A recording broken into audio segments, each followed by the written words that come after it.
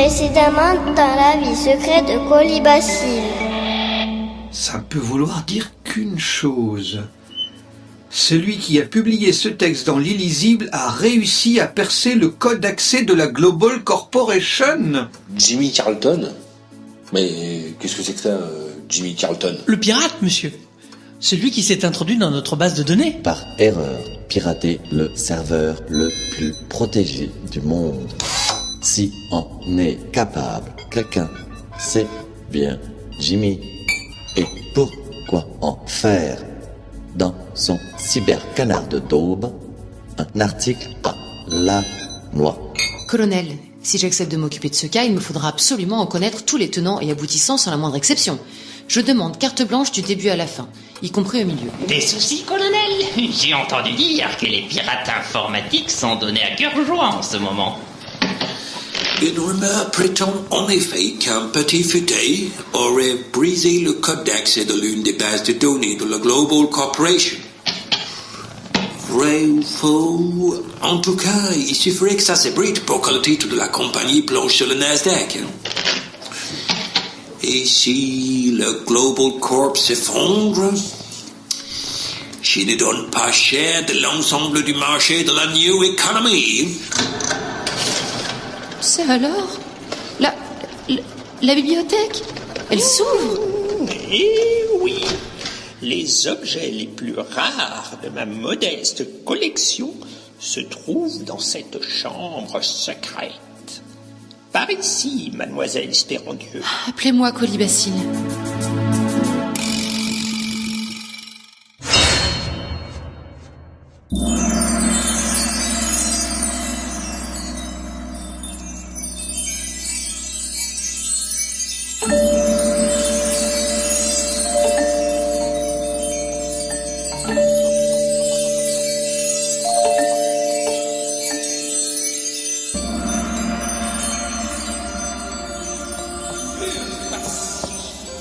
L'immortel pharaon Toto IV, tsar de toutes les provinces rédimées du Moyen-Occident, empereur des galaxies proches et inexplorées, source de toutes les béatitudes terrestres, commandeur des croissants, surtout le dimanche, protecteur unique des villes saintes du couchant au levant dans le sens des aiguilles d'une montre, et champion incontesté de tir au flanc à 15 mètres et sans élan.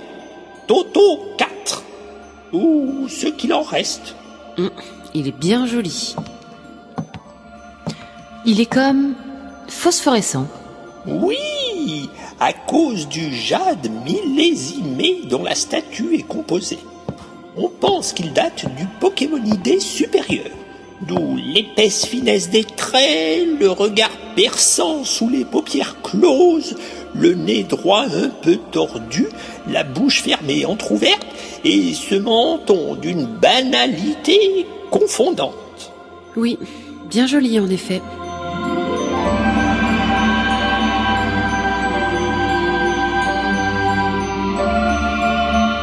Et peut-on connaître la raison de votre intérêt pour notre bon pharaon, mademoiselle Espérandieu? Eh bien oui, on peut.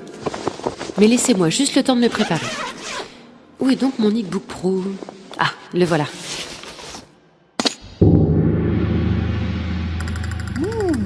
Il faut juste que je vérifie si les contacts sont compatibles. C'est bien ce que je pensais. Je dois bien avoir quelque part une paire de câbles RJ45 torsadés à blindage récurrent qui devrait s'adapter parfaitement. Et voilà, la statue est raccordée au portable. Maintenant, il devrait y avoir là, peut-être sous l'oreille. Ah oui, un lecteur de médias optiques. Ça prelote. Oui, je sais, la technique est un peu obsolète, mais à l'époque du Pokémonidé supérieur, le Wi-Fi n'était pas encore inventé. Ça prelote de berlificote. Un petit microdisque de silicium aluminé dans la fente. Et donc... Oh, mais la tête à Toto, on dirait que elle s'anime. Oui, c'est normal.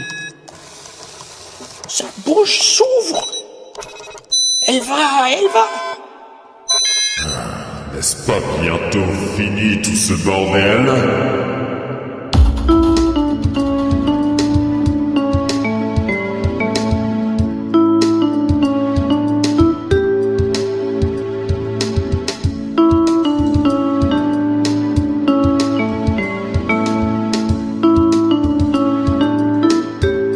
La vie secrète de Colibacille. Et pendant que la belle Colibacille tente de faire parler l'oracle, bien loin de là, sur un terrain de golf brézingue. Pas mal du tout. Galileo, mein Freund, vous êtes décidément une grande forme. Vous savez, Paul, comme on dit chez nous, le golf, c'est comme les affaires. Plus tu vas loin, plus tu vas loin. Galileo, mein Freund, j'ai rien compris du tout. Mais sur ce coup-là, tu vas voir ce que tu vas voir. Avec une batte de calibre 13, tu m'étonnes.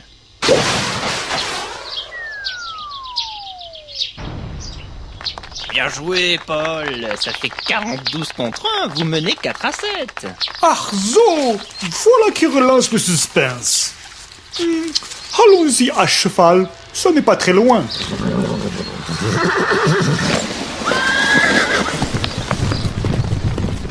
Oui, c'est spécial, le golf brézingue. Ouais, je sais. Et les règles sont un peu complexes, hein, je vais pas pouvoir t'expliquer tout.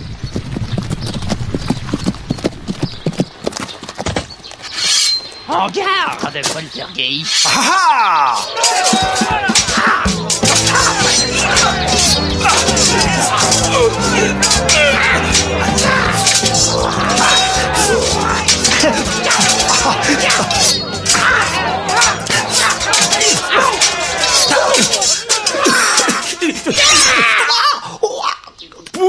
Pousse, Galileo, mein Freund, je crois bien que vous m'avez tranché l'oreille droite. Tu ne vas pas de me mordre, dis donc. Cette manche sera pour vous. Pas forcément, cher ami. Ne capitulez pas trop vite. Tout dépend encore du tirage au sort. Oui, c'est une des règles fondamentales du golf brézingue. On arrête au premier sang et les juges arbitres se retirent dans leur guérite d'arbitrage pour délibérer et procéder au tirage. Pendant ce temps-là, les joueurs, en l'occurrence Poltergeist et Galileo Galilea, reprennent des forces en taillant une petite bavette. Enfin, comme dit les proverbes, on est mieux là qu'au boulot. Vous l'avez dit, Boufiltre. Merci. À propos de boulot, savez-vous si le marché se porte mieux aujourd'hui? Ah, ça n'est toujours pas mirobolifique, vous savez. Avec toutes ces rumeurs sur le piratage de la globale, on dirait que les investisseurs se méfient. Alors, le cours de l'échalote plombée continue à chuter. Attends, je regarde sur mon ivrogne. Quand je suis parti de chez moi ce matin, il était à 12,50. Et là, 10,30. Pas terrible. Et moi, dans mon négoce, ce sont des données dont je dois tenir compte. Bien sûr. Mais toi, mein Freund, vous avez des informations fiables sur cette histoire de piratage? Pas encore. Mais peut-être très bientôt.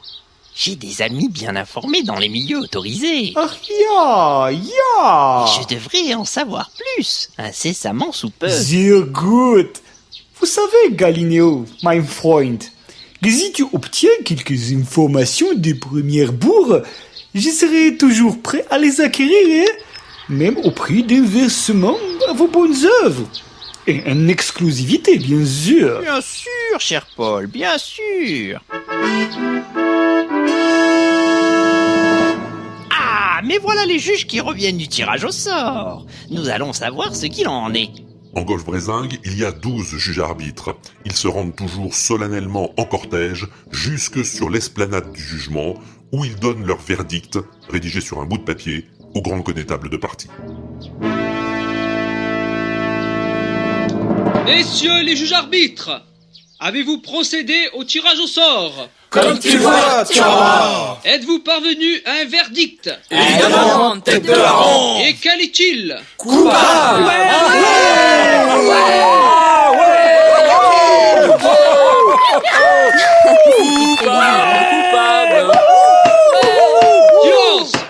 C'est donc Poltergeist qui remporte la manche.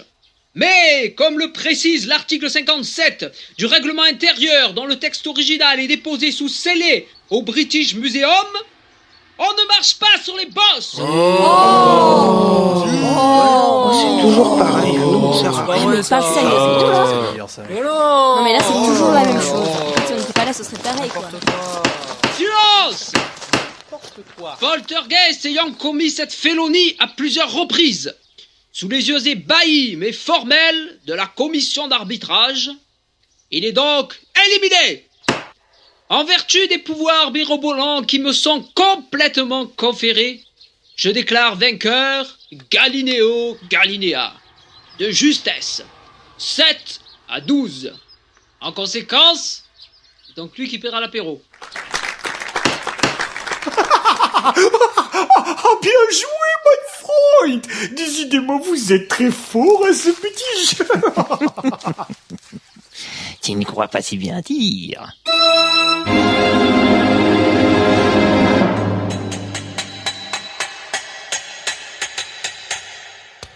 Bon.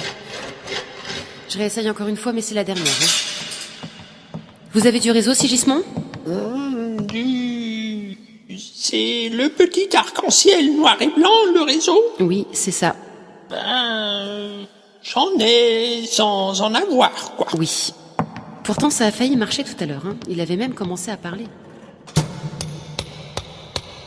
Bon, attendez. Je vais essayer de brancher le condensateur sur le déversoir troglodyte.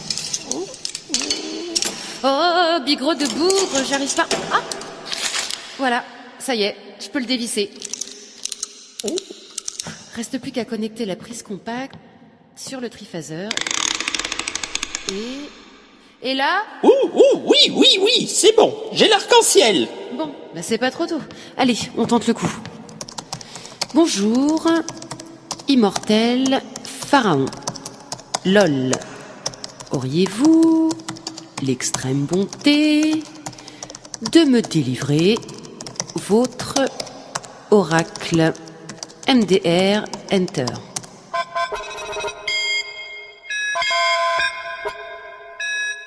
Ça marche.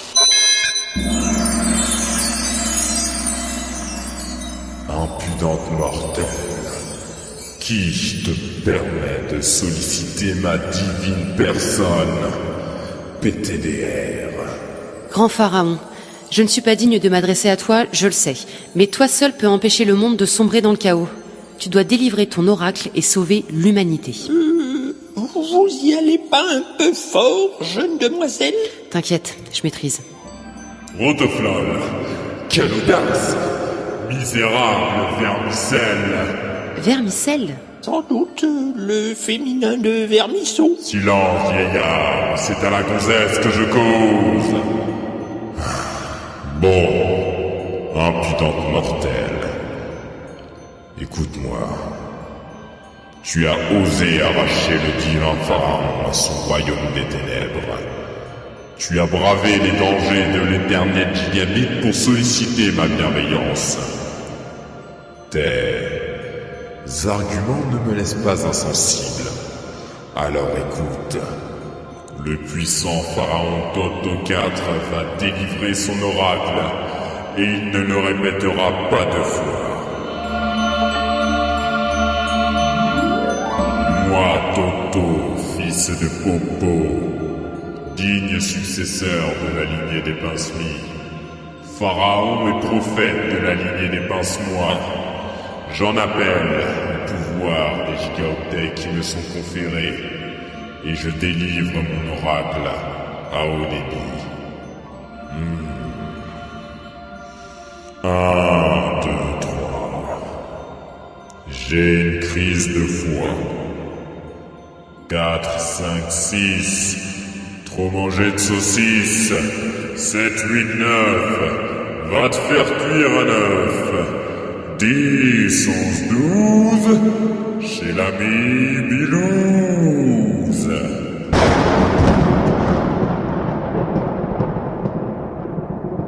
Ah ben ça alors. C'est fini. La statue s'est éteinte. Le pharaon est revenu au pays du sommeil éternel. Vous avez compris quelque chose à la prophétie, vous? Rien du tout.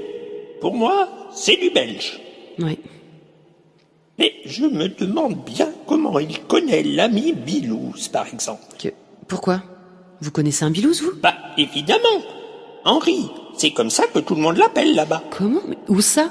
De qui? Mais qu'est-ce que c'est que c'est? Eh bien, mais Henri.